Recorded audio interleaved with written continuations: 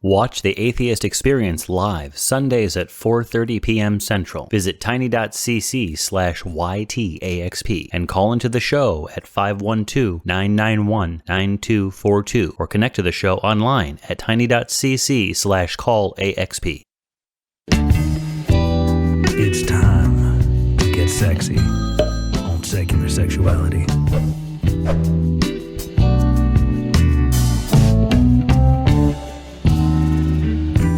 Hello, welcome to Secular Sexuality, the ACA show most thankful for lube. My name is Kara Griffin, and if you've ever seen this show before, you will recognize my esteemed co-host, Christy Powell. Christy, how are you doing? Hey, well, thank you very much, Kara. Yeah, doing all right. Excited for the holidays. Excited for, I guess, the beginning of everything to get a little bit, off kilter and kind of embracing the chaos of the calendar for the next 2 months. And tonight, getting excited about talking about some of the other sexy and secular things that we're thankful for, and answering some viewer questions. I am super pumped about that as well, and I too am looking forward to the chaos.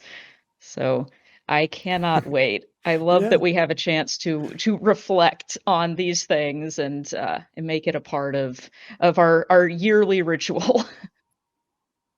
And Yeah. Well, and I guess I'll get the ball rolling a little bit just to say that I'm thankful in this past year that you've joined the show and that we've had so many incredible people get involved. We have said goodbye to some beautiful folks who volunteered with us for a long time, and I'm really grateful for all of their efforts. But I'd be lying if I said I wasn't incredibly excited about some of the people that we have lined up for the new year. And then in particular, to be able to kind of step back a little bit and take this microphone that was sort of gifted to me, a cis-ish, straight-ish white guy, and be able to put that in front of people who have much more diverse, frankly, much more interesting points of view. And you bringing your academic experience and knowledge to this show has been a really big part of that. Oh, thank you. That is really a great compliment coming from you because, yeah, your experience and expertise is also a pretty important part of this show. So don't talk yourself down too much. But I am certainly happy and dare I say blessed in the secular sense to be able to join the show and benefit from all of the knowledge and experience of you and the other hosts and the callers and viewers as well. So I am super excited to be able to be a part of something like that. And I think of this as an educational show as well, where it's kind of a two-way street. So I'm super pumped about it. Yeah, it And really is a also great thankful. opportunity. Yeah. Yeah, some Yeah. of the people that we have had the opportunity to interview and speak with, I would Mhm. never have had the experience of talking to so many important people in the adult industry, as well Mhm. as biologists and therapists and prison advocates, and all kinds of just really remarkable folks that we've gotten to be introduced to this year. It's been a lot of fun. Yes, it has. Yeah, that's my favorite part about it too, is, like you said, getting to come on and talk to people about topics that in many cases I knew next to nothing about before doing the show and coming away with your mind open to a whole new world of information. And, my to read book list is getting stacked up higher and higher every week. I'll probably never catch up, but the amount of information and great book recommendations that we get here is incredible, and I am loving every minute of it. So yeah, I am certainly glad to be Great. here. Yeah. Well, and on that note, I want to ask you a few questions about your experience with the show this year. You've been hosting Sure. Secular Sexuality for just about 4.5 years now, I understand. And I think that's a pretty respectable amount of time in YouTube years. I don't know if the conversion is exactly the same as like dog years to human years, but I think that's a long time on the interwebs. And I'm wondering, what keeps you coming back? Yeah, well, I'll tell you what, it's not all of the content that I've built up, providing like hundreds and hundreds of hours of opportunities for me to say something stupid that can then get clipped out and, ruin my life. That's just the fear that keeps me up all night. What actually keeps me like excited and coming back to the show is, some of those beautiful opportunities to meet these incredible people. I mean, it has been remarkable, some of the folks that I've had the opportunity to ask questions of and pick their brains. Um, but I'll be honest with you, with the Dobbs decision earlier this year, with so much of the rhetoric in our politics right now, there have been so many times where I've been watching the news and I've thought to myself, like, oh my God, like the ACA needs to be doing something about this. We need to be talking about this. We need to have a show about these issues. And then I go, oh shit, crap. Am I the one who is supposed to be responsible for that? It's incredibly intimidating to look at the state of the world right now. And I honestly think that whatever secular sexuality can do to chip away at any of these problems is desperately necessary work. So I'm not going to sit here and pretend that I have something particularly magical to offer the world. But I do know that right now the world is deeply in need of really any meaningful, educated conversation about bodily autonomy, about gender rights and expression, about, just the way that we present and share and explore ourselves. These are conversations that I just feel need to be had. And so if I can have any role in helping to facilitate them, it's pretty motivating to keep coming back.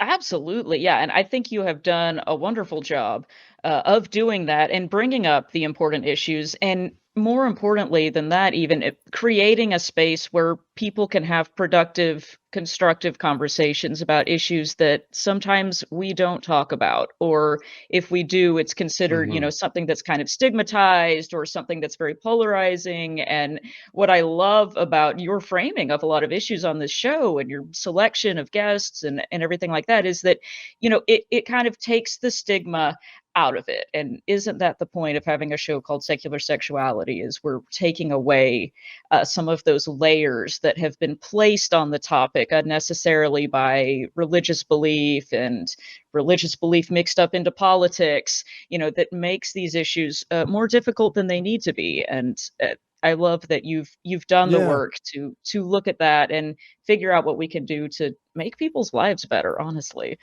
So thank you for doing Well, and, that. and who would have thought that on the Atheist Experience Network, a system of programs that in many ways has kind of, I don't want to say courted controversy, but that has made a lot of hay by sort of like owning theists and pointing out the logical fallacies. And, we all have those kind of like favorite hang up, mic drop moments from the network.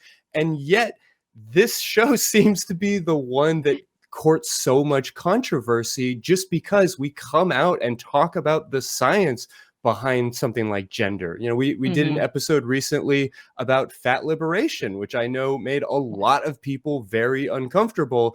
And that's not necessarily the goal, but sometimes it's like a necessary step and a kind of a green flag for a lot of the things that we're working on here. I agree completely, and with issues like that, I think a lot of times, speaking from my personal experience, we may not realize the hangups that we have over these issues and where those hangups came from. And you do have to allow Hmm. yourself to get uncomfortable sometimes to examine those and think through it and figure out, okay, why am I thinking and feeling this way about this issue? And is it because that's really, consistent with my beliefs and values? Or am I accidentally repeating something that I was taught or indoctrinated into years ago that actually doesn't make any sense or isn't consistent with current science and research or isn't even consistent, with our own values? And that can be an uncomfortable feeling. And it's okay to be uncomfortable a little bit to examine these things.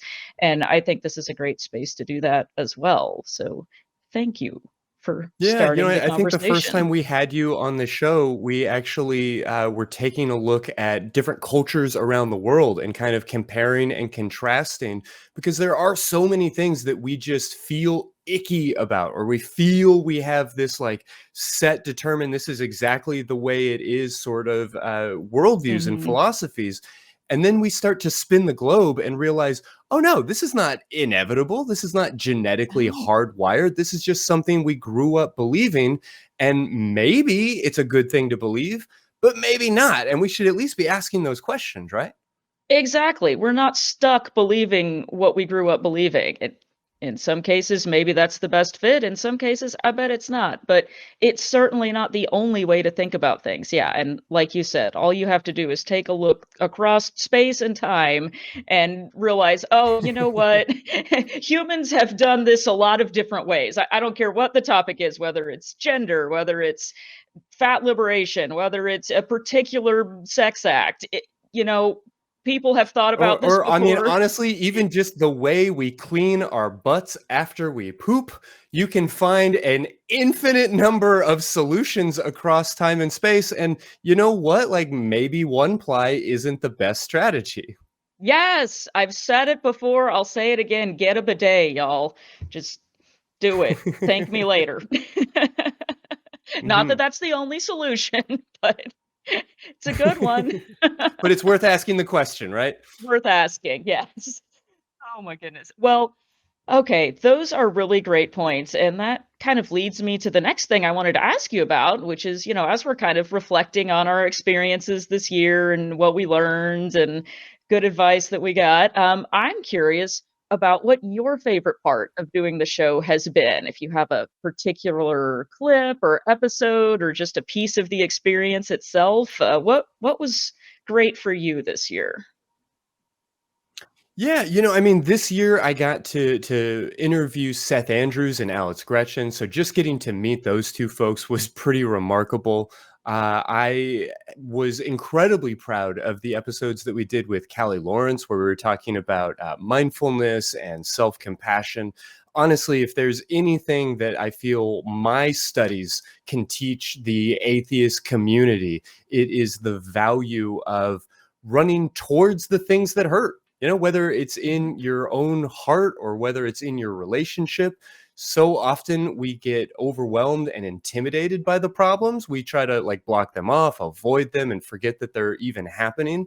And so getting to talk with other therapists about strategies to improve our relationships, to heal from some of the shame and the pain that's caused by religious trauma, by offering ourselves these different forms of compassion, that was a real passion project of mine. I had an incredible time on the episode we did with Miss O'Kiss talking about latex this year. Latex it's a material, it's a fabric. I never thought that I would spend an hour and a half just absolutely enraptured in a conversation about what you could call fashion, but is really a, deep and fascinating history about human sexuality. This year we spoke to trans prison advocates and sex workers and journalists and biologists. Maybe my like favorite episode this year was the one we did with Forrest Valkai and some of his ideas around maybe the biological underpinnings of gender and what we can and cannot see from like the animal kingdom as we try to understand ourselves, really taking that Christian narrative of how we are these like fallen angels who have offended God and we are meant to be pure, and throwing that out the fucking window to talk about all of the weird, wild ways that animals all across this planet are rubbing their genitals against each other and reproducing and mating and forming lifelong relationships. The world is fucking weird and beautifully fascinating. Yeah, as they say, nature is gay. It just is. Don't tell me that's unnatural. Nature is Anyway, gay. Fair yeah. to say. Yeah. What has stood out for you in some of the work that we've been able to do this year? Oh man, yeah, like you, I don't think I could even pick a single instance or episode. It has all been fantastic, and I think some of my favorite episodes that we did also kind of centered around issues that are important to me personally that I'm passionate about, obviously, because like you mentioned earlier on, some of the issues that have to do with sex and gender have become politicized recently. And it's not just a question of, do we have a difference of opinion with people about this and that and the other, but it becomes a question of, are people going to be trying to enact laws that affect your body and the way that you're able to live your life? And so, like you, I think it is really important that we've gotten to talk a lot about a lot of issues that have to do with how people experience and express gender. And we've talked with people who are trans. I loved all of those episodes where we talked not just about that, but about the importance of thinking about gender through a secular lens rather than a religious one, because we see over and over again, for example, in the episode where we talked about purity culture, how these issues, when you put them in a religious framework and you start piling on moral condemnation onto issues about people's gender, for instance, or what kinds of activities that they do in private, it's dangerous for people. It causes real actual harm to people's lives. And so it's not just a matter of thinking, okay, what side of the political spectrum am I on? What should we do next? But really interrogating, why are we thinking this way about gender? What is it that I'm not understanding? And giving people a chance to come on the show and explain what it's like to be trans, what it's like to be gender nonconforming in a church environment, and not just how that may be harmful to them, but to give people a chance, hopefully, if they're able to tune into the show. Do we say tune into YouTube? I'm not sure. Log in to the show and actually hear from people who are talking about a topic that they may have never actually heard someone explain before.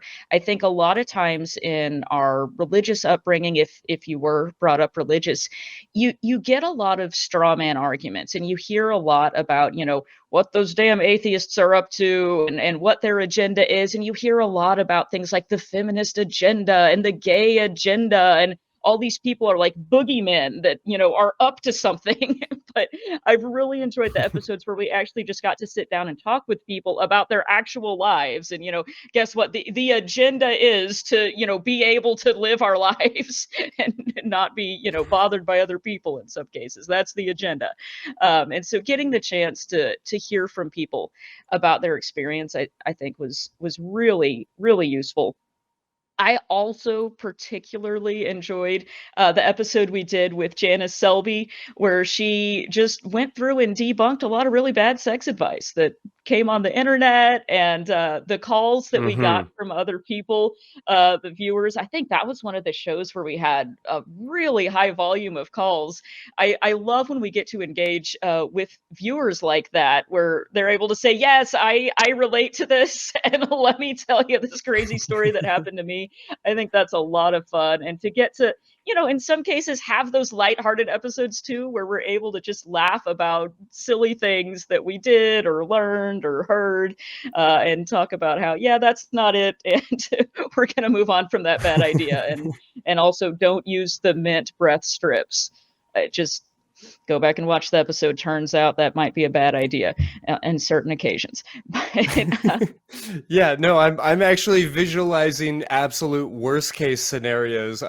That's probably worth checking out if you're at all nervous about what we're talking about.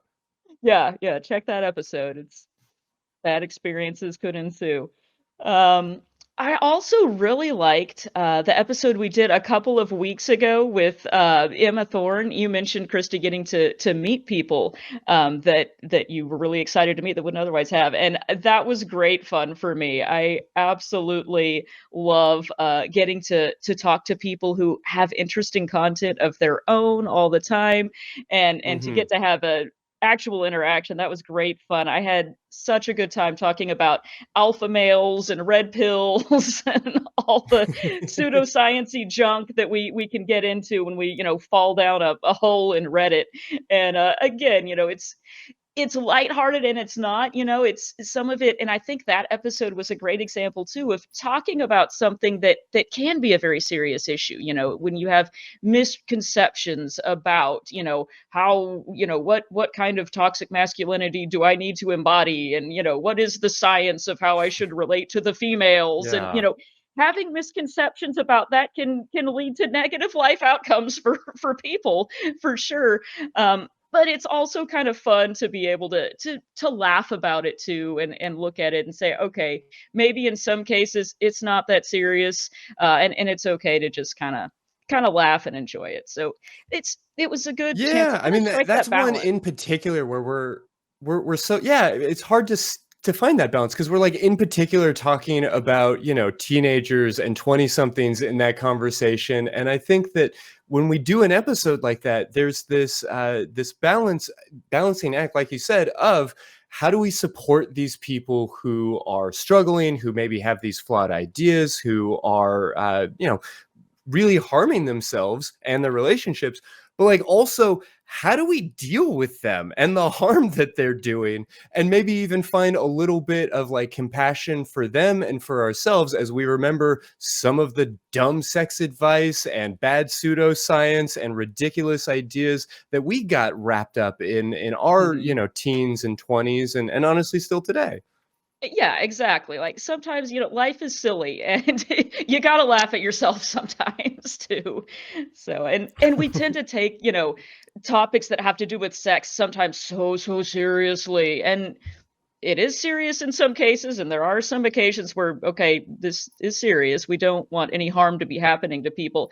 And at the same time, it's one of those things that we all, well, not everyone, but a lot of humans are engaged in to some degree, and embarrassing things happen, miscommunications happen, and it's okay to not take yourself too seriously as well. So I like that we get to laugh about Hmm. things in addition to having the serious conversations. So Fair to that's say. yeah. Well, okay. Speaking of having those conversations, something else I have been dying to ask you, and I don't think I've ever seen this happen on the show.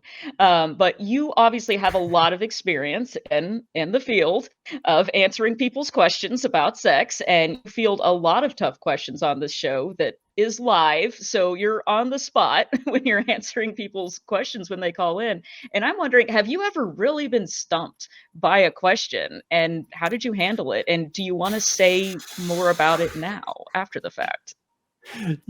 Yeah, I mean, gosh, I guess I'll go ahead and admit that for all of those high-minded ideals I just gave you about like running towards the problem or running towards the hard part rather than like avoiding or ignoring or blocking out those kinds of thoughts, when I do have that like freeze in front of the camera kind of moment where I question, like, should I just like unplug the camera and tell everybody it was a technical error and like just run away? I usually block those memories out and have kind of a hard time coming back to them. But there's maybe one from this year that in particular has kept me up at night a little bit, not because it was a frozen moment, but because there was just so much nuance to it that I wish we could have torn into it more. But we had a call a few months ago from a therapist who was working with a couple, I guess like an ostensibly cis het couple, where one person had begun to transition their gender, and they were working to stay together. But the cis partner who was watching their partner transition had to really kind of wrap their head around, well, this is the same person, but also they're transitioning to what, from where, like how do we conceptualize these things? And then you throw into that the idea that they were wanting to work using hypnotic strategies, which are, I should say, like very well evidenced and a significant part of the field of psychiatry and psychology, but that also comes with a lot of weird cultural baggage. Then you're kind of talking about somebody who is primarily attracted to one gender now being asked to like watch their partner transition and be attracted to that quote new gender, which is a challenging way of conceptualizing it all. But it was just so many moving pieces that, yeah, from the corner of your eye, that could start to look like, quote, conversion therapy and this like very harmful history of ideas around trying to use things like, sissy hypnosis to try and, change people's sexual orientations. And it was just a lot. It was a lot of moving pieces. And so I guess I would love to have that clip back a little bit. I'd love to have another shot at talking with that caller. I think we did an okay job of handling all of the intricate pieces of that conversation.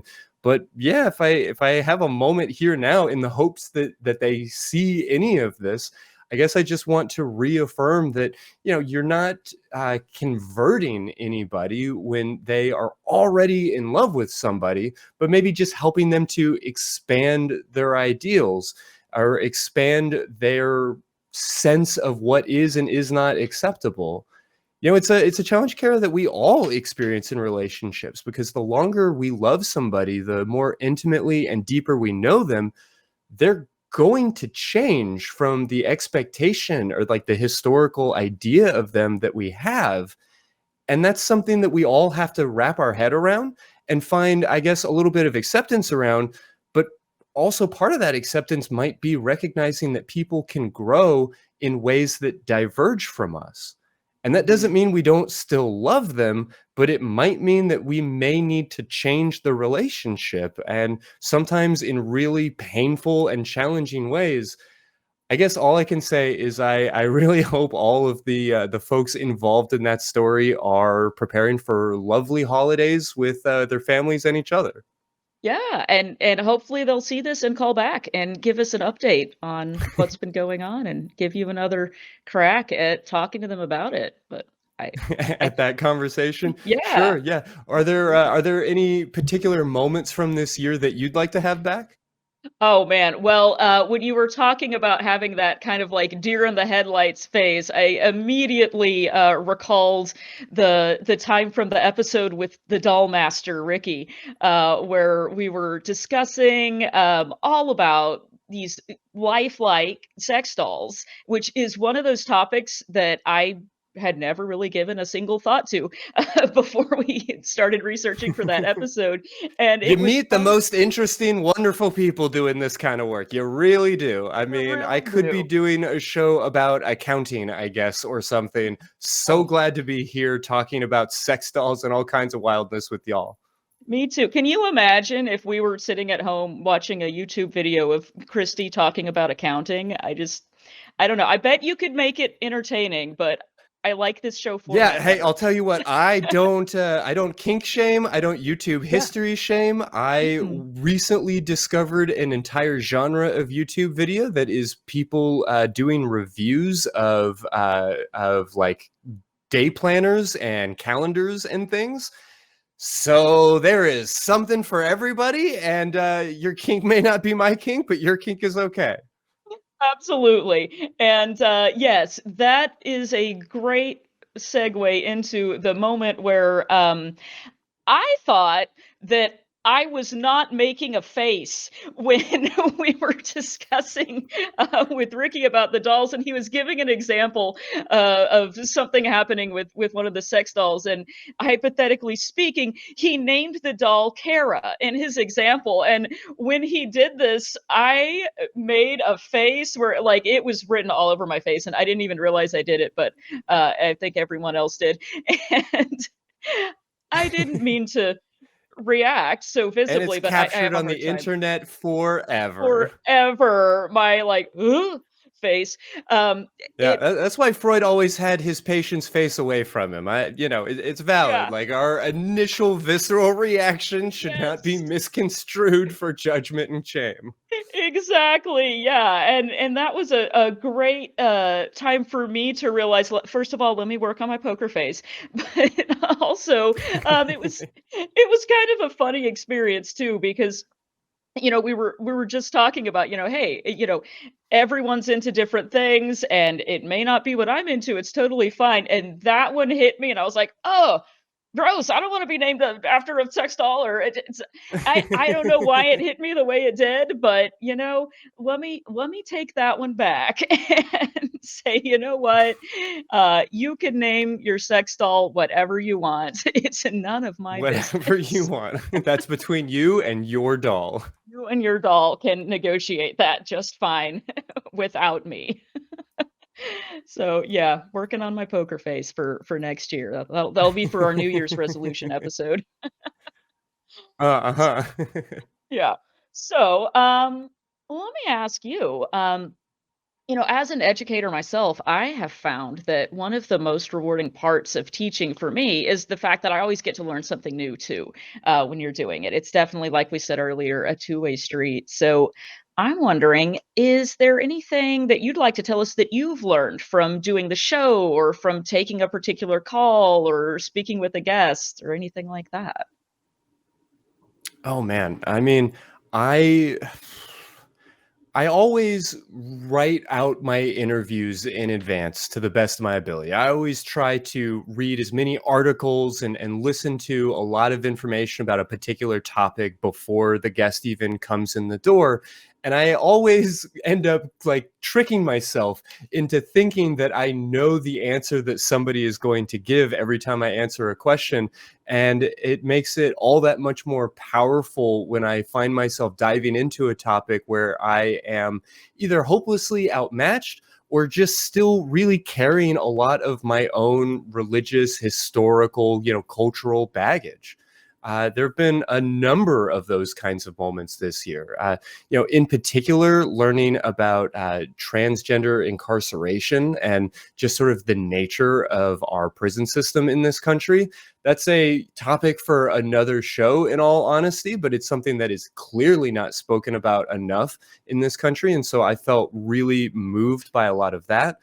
On a personal note, when we talked to Marie Delafont, an old friend of the show, about their experiences with neurodivergence and masking, the number of folks who started to write in and chat in the text into the chat and all of these different things, talking about masking and mindfulness in their sex life and in their sexuality was really eye-opening for me.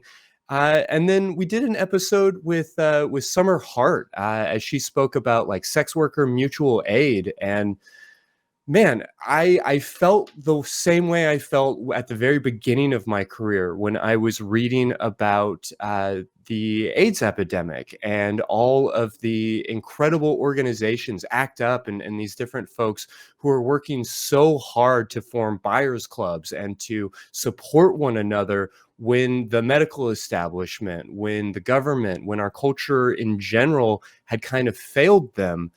And to be sort of like face to face with that type of mutual aid in a community that desperately needs it, and to meet with some of the people who have been instrumental in impacting the lives of sex workers around them was really humbling and deeply informative for me anyway. Oh yeah, absolutely. Yeah, I've said it before, I'll keep saying it. I learned so much from every one of these episodes, and yeah, some of those were topics that, I mean, like you said, I thought I had read on the topic, and then you hear from someone all this new information. You're like, "Oh my goodness, I hadn't even scratched the surface." Someone who's living it rather than writing a Yeah. book about it. Yes, and that's what I love about, having people come on and talk on the show. It's not the same as reading a book and, here's the latest research article from whatever journal. That's all valuable information, but Hmm. people's experiences matter. And I think hearing those, does a lot more to educate people and change minds on things, that we need to rethink. So I love that we were able to have those guests on and you were able to have those conversations. Yeah, people will often ask like, why haven't you done an episode about X, Y, or Z? And I'm Mhm. hoping to get to all of them, but more often than not, I have to point out it's because we are a volunteer organization, but also B, a volunteer organization with a ethos or certain moral mandate, I think, to go to the people who are in these communities. Mhm. you and I could sit here and have a really fascinating conversation about, the erotic audio communities that you find on Reddit, for instance, or Mhm. around, different dungeon cultures and these things. Yeah. And they'd be interesting conversations. And you and I would, try to handle that material respectfully and do our research. But the real value of the internet age and this platform and these opportunities that we have is to actually like go out into the world and find those people. I mean, to the best of our Mhm. ability to bring folks from the leather community, from the pup community, from the CGL community, and these different things to the microphone. And Mhm. so I guess I am really hoping that we do meet that, erotic audio person to come and be on this show, or some of these other things. Is there any episode that you are desperate to do that we just haven't been able to find the right guest for? Ooh, that is a great question. Put me on the spot now. Ooh, I may have to think about that one for a minute. I feel Yeah, like fair to say. I feel I've like been the searching best for like episode. a Hooters or like restaurant waitress for a long time, because that's a conversation I want to have. I'd love to talk to some Yes. beauty contestants. Yeah, anything that comes to mind. Yeah, no, I love that too. Those things that we take for granted and probably haven't ever really spoken to a person about before. I was thinking earlier too. We haven't had, I think, a lot of people. We recommend people a lot of times, like, hey, go check out your local, munch, or go on FetLife and meet some people. But I think it would be great to have some episodes where we actually get somebody, from the kink community, from, particular fetishes that we don't think about that much, that we don't talk about that much. These it's sort of the, I don't know, it's not minority fetishes in the community, but you know, uh, talk to somebody that's into, I don't know, I think we've had an episode about shoes. Didn't we do an episode? I was having a conversation with somebody the other day where they were like, "I want to understand the thing with foot fetishes and high-heeled shoes. I need to know more about this topic." And I think a lot of times when people are asking those questions, it's because they're a little bit interested, but they're like afraid or embarrassed to ask. And having people come on the show and just talk Mm-hmm. about, "Hey, here's what it is. Here's what I'm into. Here's why. And look, I'm a real person. I'm a normal person." It allows people to put a face on things and not feel so weird and icky, about stuff that's not weird and Yeah. icky. But, we kind of grow up wondering like, "Ooh, is this thing that I'm into, is this okay? Like, is there something wrong with me that I'm into, whatever the case may be?" And the answer is probably no.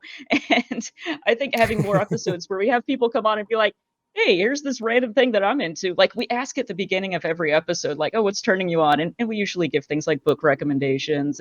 But every once in a while, like, we had an episode where Nate came on and said, "Hey, I've been doing this cool thing with blindfolds. I'm really into that right now."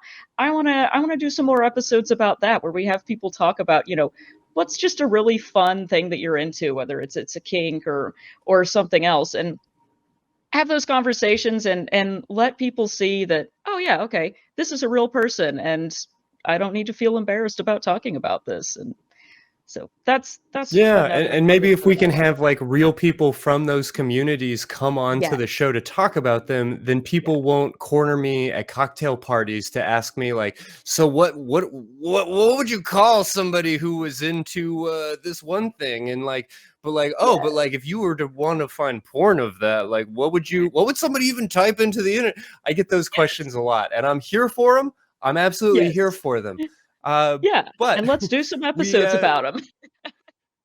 yeah, and let's do some podcasting on it for damn sure. Yeah. Well, we do have a small number of questions that have kind of built up in our mailbag. Would it be all right if I hit you with the first one? Absolutely, hit me with it. All right, so let's do it. This first message, I should say that all of these have been, somewhat edited for content and for time.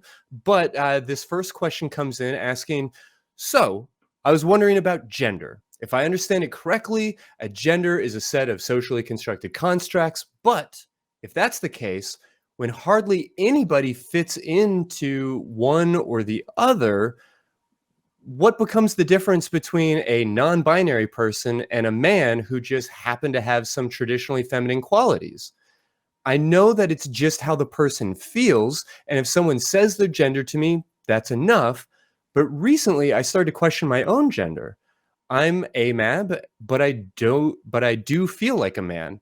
I don't know what that would even mean.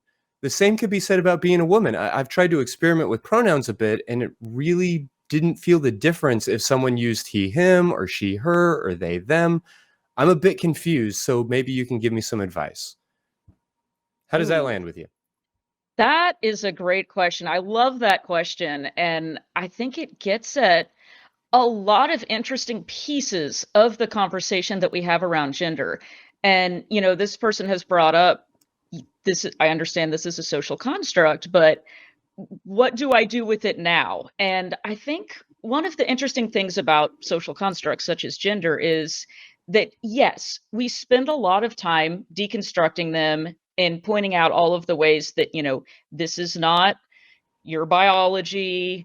There may be biological aspects involved in it, certainly, but we spend all this time saying, the way that we think about this concept is something that we have thought up, and it's real because we all agreed that it's real. We could just as easily have thought it up a different way and come up with different categories or different characteristics that go with each category. We could have just as easily decided that, well, it's very masculine to wear, high heel shoes, for example. Or we could have decided, well, femininity means being assertive and aggressive. And, those are things that we've just sort of assigned. And so we spend a lot of time explaining that gender is a social construct, and even the sort of binary thinking that we typically in the United States have about it, which, as you mentioned earlier, is not the way everyone has always thought about it. But those boxes that we have, we've got the blue box over here and the pink box over here. And yeah, this person who wrote in mentioned, well, if those boxes don't really describe anybody, then, what do we do with that? Okay. Yeah. With social constructs, I think a thing to remember is, even though the idea may not be biologically or physically real, it does exist socially. So the concept of gender, as flawed as it is, and as much as it probably doesn't really represent anyone, it exists in the sense that we are in a society where people are walking around with this idea and making it meaningful, and it's impacting their interactions and the way that they talk to people and think about things and form relationships and everything like that. So even though the concept is, in my opinion, not a very good one, it's difficult to just jettison the whole thing, right? I guess if I had my pick, I would say let's just delete the whole concept of gender, start over. We can do better. Sim City, Sim Gender from the ground up. We'll just start fresh and do it over again. Yes, I would absolutely love that. But, we live in a society where people have grown up with ideas about it, and people are attached to certain bits and pieces of it, and we can't delete all of our social history, right? It's still floating around. So that was a really roundabout way of getting to the point where I'm actually going to address this person's question, which is, so if gender's not real, well, how do I label myself? I think they're asking, I'm AMAB, but how do I know I'm not non-binary? And it's a great question, because yes, to some extent, it is just going to be what you say it is. So gender, normally when we describe it, it is internally. It's your sort of internal experience of yourself. And it's also several other things. It also entails, in some cases, how you're outwardly expressing yourself in any number of ways. And it entails how other people are relating to you and viewing you and interacting with you. So it's complex in that how you decide to label yourself has to do with how you internally feel. And that's you, that's your gender. And on top of that, there's all these other pieces of it that affect our interactions with other people. So basically, yeah, just reiterating that it is socially real. And how you're socialized into it matters for how you're going to interact with other people and how they're going to interact with you. So Mhm. we have to consider that, I guess, in a sense. I'm not saying that that has to affect what gender someone is, but it will affect, how you're interacting with people, and it will affect what you were socialized to think about yourself. So, it could be this person is wondering, like, would if I had grown up in a space where I wasn't assigned male at birth, I think they're asking, what would I have done differently, and how would I have known, what my gender is? And I think that's a question that may just take some time to think about internally. And I love that they're talking about trying on, experimenting with different pronouns, trying different things to see what fits. And it may be that you've spent a long time in your life just going through the motions of assuming, well, this is the sex I was assigned at birth, so therefore that means this must be my gender. And you just kind of, you conform to those roles in a lot of ways, just because it's natural to do that.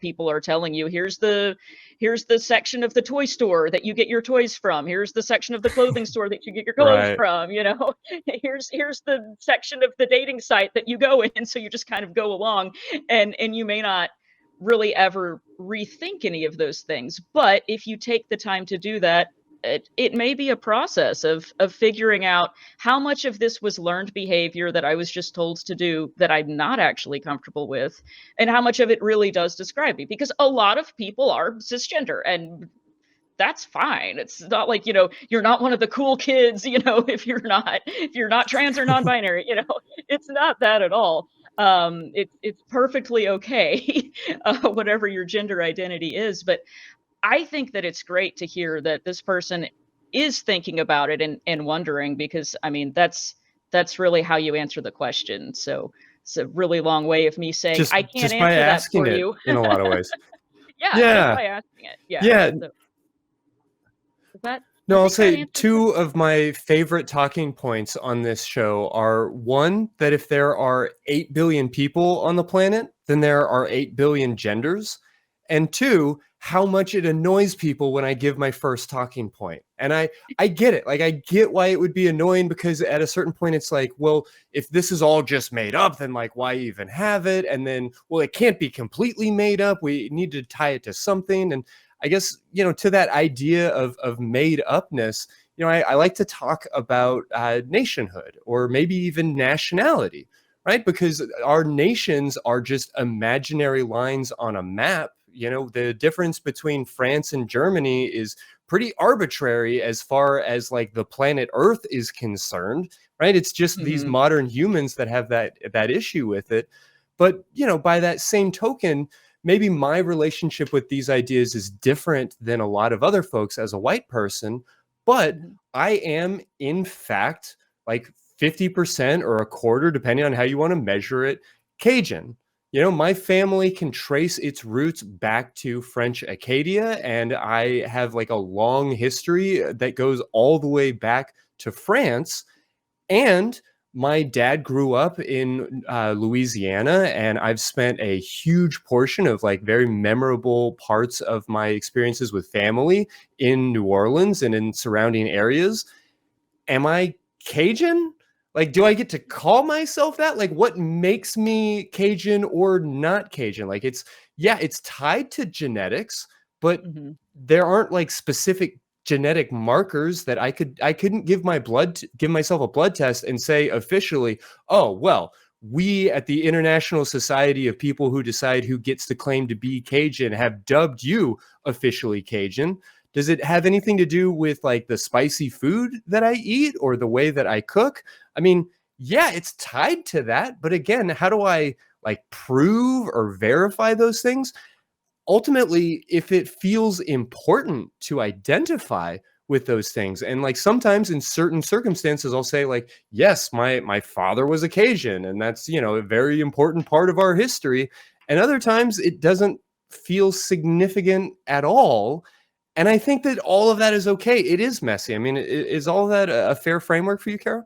Yeah, I love that example. It is one of those things, especially with ethnicity, it's yes, you can connect it to biology in some ways, but ethnicity is a social category. It's something that is Hmm. meaningful to you and your heritage and possibly your family, and it is made up of all of those little bits and pieces of things, like the kind of food that you're cooking, what feels like home, a certain dialect, a connection to a particular place. And these are all social things and individual things. And yeah, you kind of do get to decide. And I think it's interesting the point that you make about, well, how do I prove it? There's not a committee to prove it. And my question is, why are we so obsessed with making people prove these kinds of things? Yeah, sure. I, No, I- you're what's the trans. point? Show me. Prove Like it. what? Yeah, what do you mean? Yeah, What would you accept as good yeah, evidence? yeah. And Seriously, why? that question gets messy really quickly. Uh, Yeah. well, so I've got two more quick ones for you on this same idea that came in through the mailbag. One asks, could they them gender identities be more easily accepted by people if we were using not yet existing pronouns, things Mm. like Ray Rem or G Gem, or there was different times people have made movements to push ideas like Z Zir, and those are valid identities. But do you think if we had led with that rather than falling back or maybe repurposing that old idea of Mm. they them, that there'd be greater acceptance right now? Hmm. It's an interesting question, and I know that's an ongoing debate. And obviously, if you're watching the show visually, you can see that the pronouns that I use are they, them. So obviously, I'm going to come down on one side of the argument. I prefer those, but um, it's interesting because yeah, we do have those neopronouns that some people do use. That is a thing that people do. I'm I'm not sure if it's in fact, I am pretty sure actually that the thing that is difficult for people to kind of accept and catch on with, I don't think it's the grammar. I don't think it's which word you're Hmm. using. That's not what makes Yeah. people uncomfortable. It's the idea that you're deconstructing these categories of gender that can be very, very important to people, and sometimes in good ways, and sometimes just in ways that have to do with they were indoctrinated to believe that this is important for religious reasons, that you have to be this way. And when you start telling people that their whole view of how the world works, and they think, like you mentioned earlier, that all of the animals in nature are, boys and girls and or men and women, and surprise, animals don't actually really have gender, but everything in the world fits in two boxes. There's the males and the females, and they reproduce this way, and that's how it is, and that's it, and that's all. And none of that is true. It also doesn't follow then that humans have to have particular genders either. Um, but when you start not cooperating with that way of thinking about the world, like that's the thing that's making people uncomfortable. I don't really think it matters what label you put on it. Like I've had conversations with a couple of family members over and over again about, well, the problem is, they is plural. I'm like, is that really your issue with this? It's not. Yeah. Trust me, it's not that. Um, you is singular I- and plural. We don't get mad about that because that's not messing with anybody's idea of how the world works in terms of how people are and how they're going to interact with people and what you're supposed to do and how you're supposed to act. So no, personally, I don't think that which word people use really matters. It's just that people are uncomfortable with the concept itself. But that's my opinion. Take it for yeah. what it's Yeah. worth. I I don't know. mean, What do you think? packaging and marketing matters, Hmm. but does it really matter that much? Would we be having the same debate anyway? I think that you're right. And I honestly think that they, them is valuable, if for no other reason than because it does have such a long history. And it is a word that we are grammatically familiar with. Even if Hmm. some of us feel a little uncomfortable about it right now, let's not conflate that grammar confusion with a more complex notion of I don't know, gender confusion. Yeah. That's a whole other thing. Yeah. It's another Well, thing. And on that note, just another quick one for you. If someone identifies as he, him dash female or she, her dash male, does that create additional confusion? I'm not sure how to take that question. How do you interpret what Ooh. they're after here? Okay, so I guess if I'm understanding it correctly, I'm hearing them asking like, what if you are feminine, you are female, as it were. Female and male are tricky concepts because sometimes I'm not sure when people use those if they are referring to sex assigned at birth or gender identity. So, but I Yeah, think, yeah, I what I think oftentimes people imagine that female and male are like biological gender, which we have already spent a lot of time on this show saying is not like a valid or like a concrete construct. So it doesn't Mhm. necessarily mean anything, right? Yeah, right. So it's not like we get tangled up in these words and like and we think that if I use this word I'm describing biology and this word and it's more complicated than that. Society and biology, they Yeah, all nothing definitive comes affect from each that other. term. Yeah. Yeah, but what I think this may be asking about, and I could be reading it totally wrong, is maybe they're asking, what if someone understands themselves to be a woman and they want to use the pronouns he, him, or the opposite? What if they are a man, but they want Hmm. to use pronouns she, her? Um, I mean, as a non-binary person, I'm like, cool. Sounds like fun. Let's do it. I Yeah. see no issue with that. Would that confuse people? I mean, probably. People are confused by a lot less complex situations than that. But I Yeah, guess. well, and like that idea of queering theory, right? Mhm. I honestly, I'm thinking of literally the two people I know who, as far as I understand it, are both cis.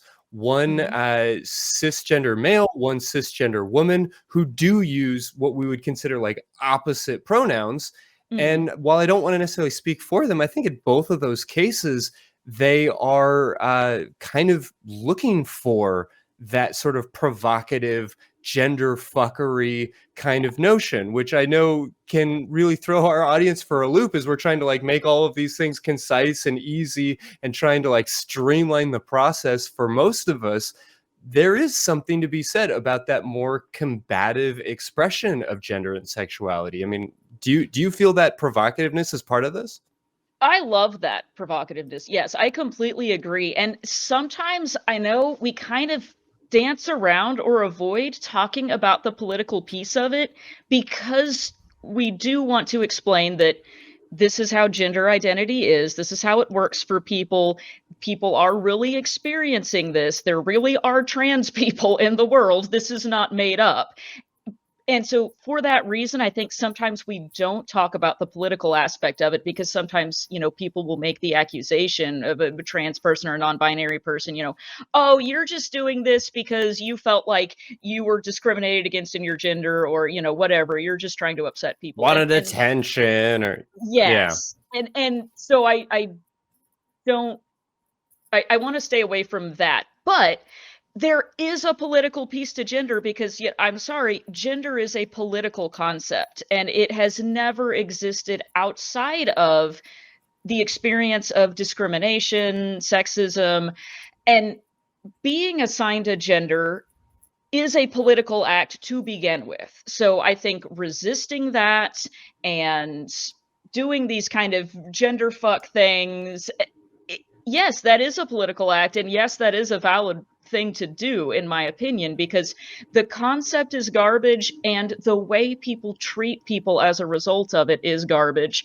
And I'm perfectly okay with Mm. pushing back on that in whatever way seems appropriate. Not advocating violence, obviously, but playing games Yeah, with no, words to I hear intentionally that. upset people, I have no issue with that.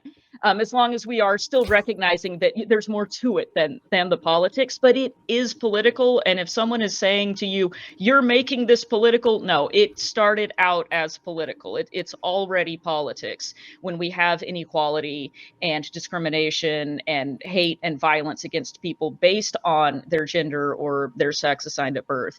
It's already political, so we're past that. And so I think, doing political things to sort of unsettle those categories in people's minds, absolutely, I'm for it. Do it.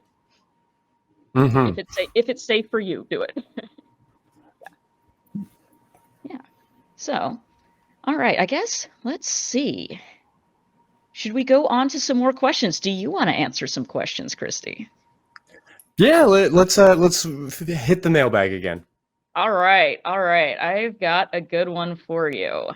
Someone is asking, I've been attracted to animals all my life. Is there any help for me? If bestiality or zoophilic attraction is wrong, would helping me out of it be too much like gay conversion therapy? Unless I missed something, I don't think you've ever mentioned zoophilia on secular sexuality before. This is your chance, Christy, to talk about the conversation about conversion therapy again. But also, I don't remember us talking about this on the show before either. I'm interested. Oh, I'm sorry. There's more to this question. Let me continue reading. They Mhm. said, I don't want my zoophilia to define who I am. I'm passionate about music, art, and the environment. But on the side, I'm sexually attracted to animals. Acting on it is illegal in most places. Do you have any advice? This is an interesting question. I am ready for your answer, Christy. Yeah, yikes. I mean, I guess I just want to say that, the person writing this letter is clearly struggling, and I want to start and end there because that's the most important piece of all this. They asked the question, like, if zoophilic attraction is wrong. Well, actually, I'm just going to go ahead and say no, it's not. And I know that that is going to be an unpopular opinion across the broadness of the internet, but it's not wrong to be attracted to anything. This writer, you and I, Kara, I mean, everybody listening is responsible to themselves, to their community, to the world at large for the things that they do and the things that they don't do. And that's it. That's the end of the list. So I really want to say it is okay to have these feelings. It may hurt. It may be a struggle. And it sounds like in many ways it has been a struggle. And I really want to acknowledge that. I do want to, of course, say that I think that acting on any of these feelings is going to be harmful and unethical for the animal involved, not to mention the human being. But having these feelings is not a death sentence. I don't mean to be blasé about it, but there are so many people in our culture today who have attractions to things that don't even exist. You can go to any porn site, to really any like kink or fetish community, and find people who are attracted to giants, find people who are attracted to the idea of being kidnapped, find people who are attracted to the idea of eating one another. I mean, there are so many different wild fantasies that exist in this world, and it is oftentimes possible to play out those scenarios in a fantasy way to satisfy some of your cravings while also like working through where are these feelings coming from and what is a healthy way for me to express them. But even if you set all of that aside, it is possible to be attracted to unicorns and still be a fully functioning, healthy, happy person. They talk about being passionate about art and music and the environment. And I would say that that defines you. Or maybe a better way of putting it is you get to define yourself. What is important to you is what is important about you. And so if this is a part of your life that you need to maybe examine, ask yourself some questions about, maybe find some social or professional support around, by all means. If something hurts, do something about it. If this is a lonely pain in your heart or in your soul, address that, whether that's in community or with a professional, with literature or whatever else. But I don't think that it makes you unique. I don't think that it makes you like broken and separate from everybody else. I think that we all have fantasies and desires that we may not get to act out, that we may not ever get to experience. I mean, I think that just about every person in America can imagine that one celebrity that they see on TV and get hot and bothered under the collar. And sure, that might be more typical, more common than these other forms of attraction, but they're just as likely to actually play out in real life. And I don't think that this needs to define you or set you apart. Tricky material, Kara. Did I miss the mark on anything there?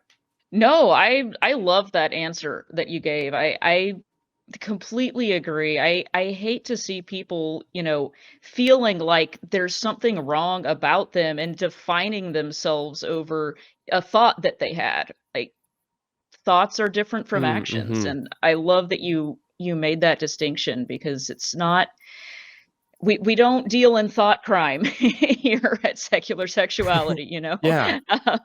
It's okay that you had a weird thought, or not a weird thought, but a thought that you don't like or don't want to act on. It's two separate things. So I love that you made that distinction. Yeah, absolutely. And I'm certain that this person is not the only person in the world who's dealing with this.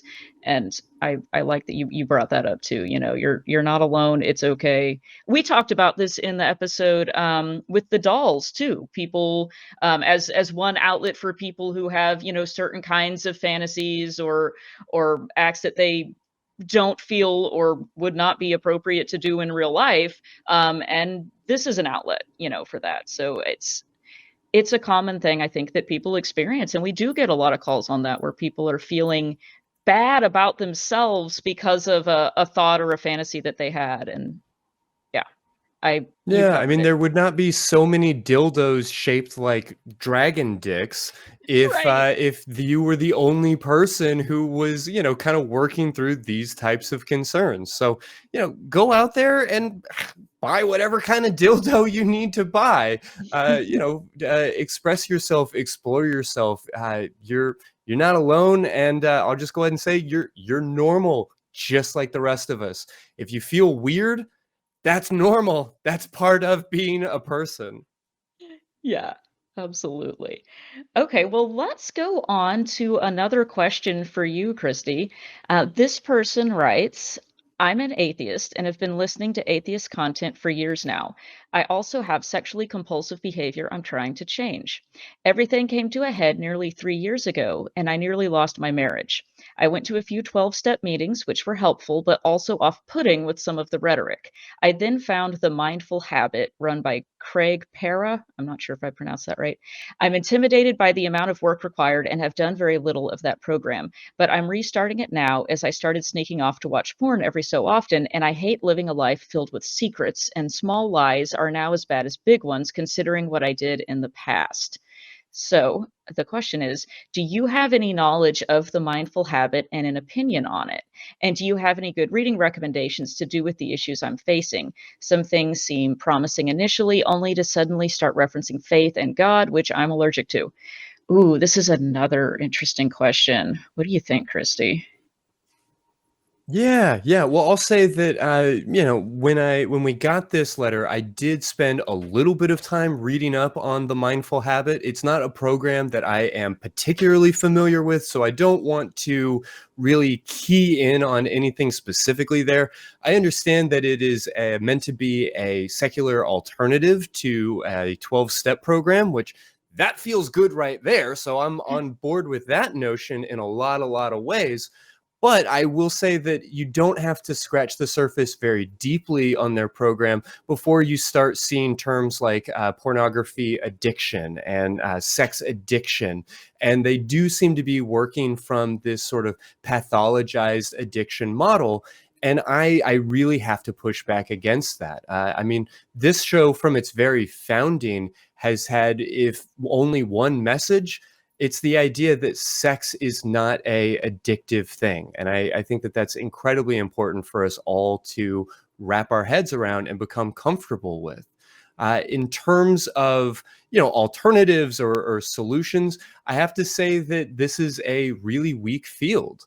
I don't want to be conspiratorial about it, but the truth is there's a lot of money to be made in sex addiction treatment with, heavy eye rolls and air quotes. Whereas it's much more challenging to brand and market and get insurance to pay for something like the type of out of control sexual behavior counseling support that I offer or that a number of other people might offer. So I would point you towards the work of like Nicholas Brom Harvey and that out of control sexual behavior model. I would point you towards Sex and God, Dr. Darrel Ray's book, where he talks a lot about sort of the issues with the sex addiction model and some of the ways that our shame can really complicate things and how we start to get connected, or we start to connect the shame with this idea of addiction and how it actually feeds into itself rather than resolving itself. And the myth of sex addiction by Dr. David Lay, who we got to speak to on this show, is another great place to explore. But I guess I will ultimately come down in favor of go with what works, go with what feels right, follow the supports that you need in order to make the changes that you want to make in your life. I say all of that with a whole heaping spoonful of concern and caution, because I do recognize that so many of these, quote, sex addiction rehab programs are just built on junk science, on kind of like bullshit Christian moralizing and these puritanical worldviews. And I would really encourage you to be mindful about anything that starts talking about like the importance of full disclosure and taking a lie detector test and how you will always be addicted to pornography and you can't control it. And all of these types of notions are just built on bullshit Christian morality and really ridiculous pseudoscience. So while I can't necessarily tell you exactly where to go, I would encourage you to check out some of those resources so you know what to avoid, and then find a great sex positive therapist through something like ASECT, the American Association of Sexuality Educators, Counselors, and Therapists, as well as some other really great programs that might help you to find something that meets your needs without adding on all of this unnecessary shame and guilt. Yeah, I love that, Christy. I mean, that was kind of really related to the previous question in a way. Again, people kind of being bogged down by feeling really badly about themselves for thoughts or feelings or fantasies that they're having. I hate that is something that affects Yeah, I so mean, many the Bible people, but tells it does. Yeah. Sure. I mean, the Bible tells us to take every thought captive, and that Hmm. any sexual impurity is a kind of a double sin, where we're sinning Hmm. against our own body and these kinds of ideas. And that is so deeply ingrained in our culture. It's in our medicine. It is in our philosophy. It is in our marital institutions and in our governance.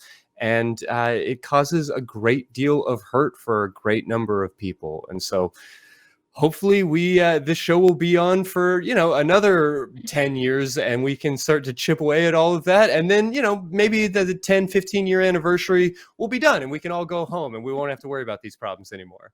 Wouldn't that be nice?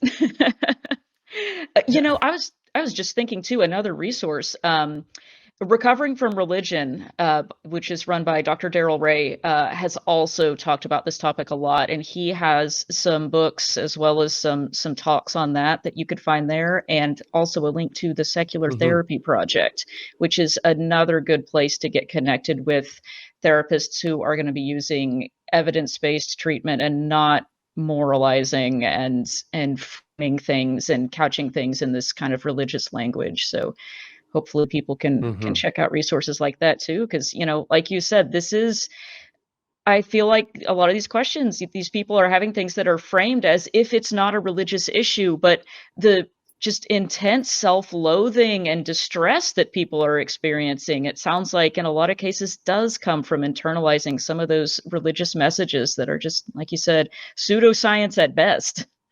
So hopefully Hmm. we hopefully we can help tear some of those down.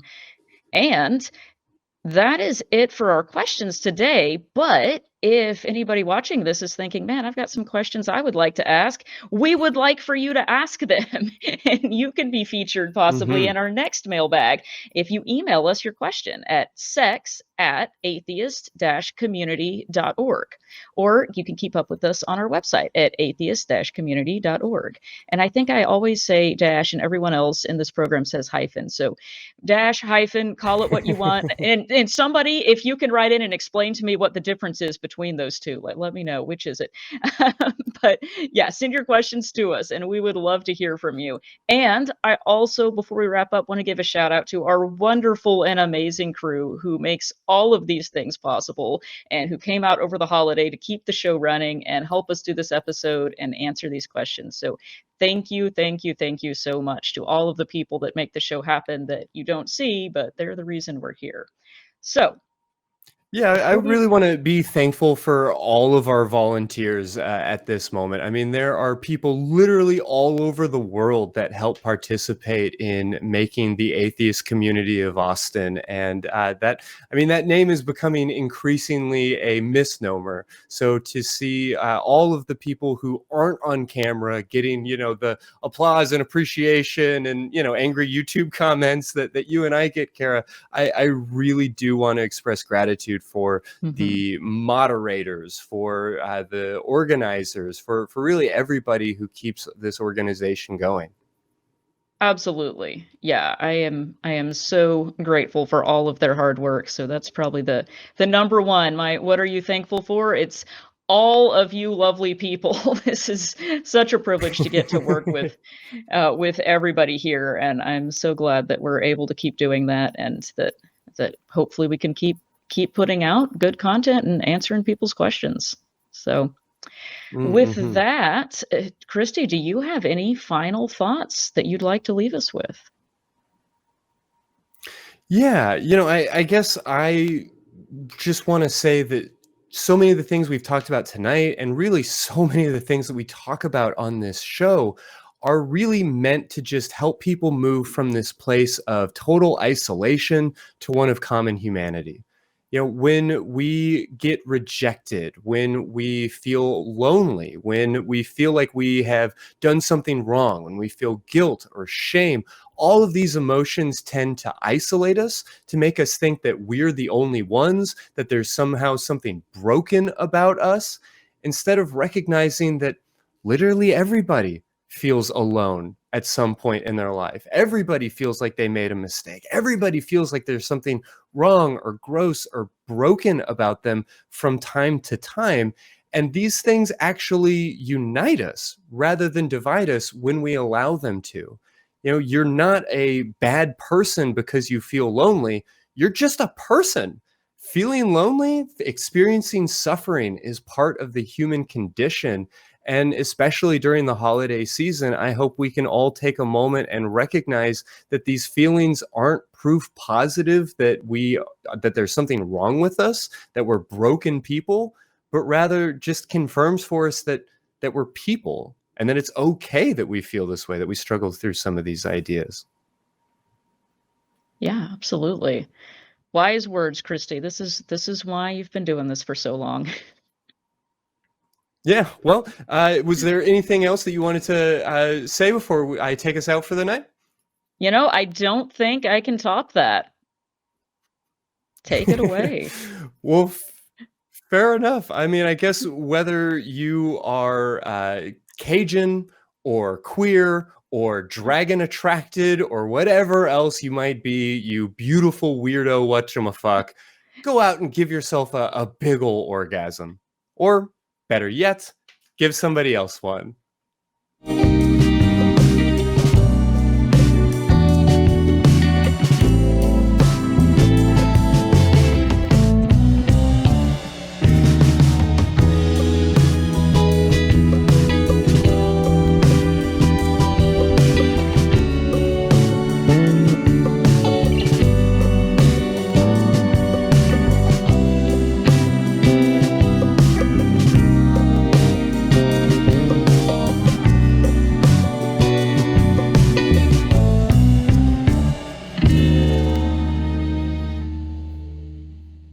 Watch Talk Heathen live Sundays at 1 p.m. Central. Visit tiny.cc/YTTH and call into the show at 512-991-9242 or connect to the show online at tiny.cc/callth.